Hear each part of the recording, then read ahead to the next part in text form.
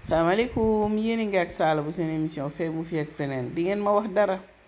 vidéo yi yeex na waaye nag gis nga maa ngi jéem di leen ko dugalal benn par benn ay ca mi ngi noonu bu ko defee was bisaab laa leen indil mais bu neex nara gaaw ci seen digestion jouru tabaski incha allahu rabbi ñu def xorom pole def jar def pasti def tàngal jinjeer def tàngal menthe c'est facultatif comme ci neexul mën nga yem ci pasti bi kese ñu sànni quelques feuilles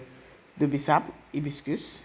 voilà fekk fay nañu gaz bi ba pare ñu daal di def citronnelle def ngun-ngun bu leen ko fàtte de c'est important daal di sànni tuuti naana daal di tëj bàyyi tuuti mu infusé lu gaaw même chose yi ñu def ci kii bi baraada bi rek moom la ñuy delloowaat ci baraada bi mu gën a infusé voilà bu ko defee ñu daal di sànni tuuti suukar c'est facultatif comme ci neexul tout simplement bu ko ci def gis ngeen ko noonu ngeen xelli seen was buy ci seen baraada bu xaw a cekkite rek waaw mënta ñàkk ngeen def petit dressage rek xam nga daal di bégal sëñ yi ay ca mi ngi noonu bu ko defee gis nga ko buñ ko xellee ba pare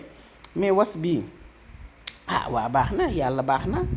was bi saab bu saf mante ngi nii lii day digérer kii da nga koy naan mu wàcc graisse gi nga lekkoon yépp ci ndawal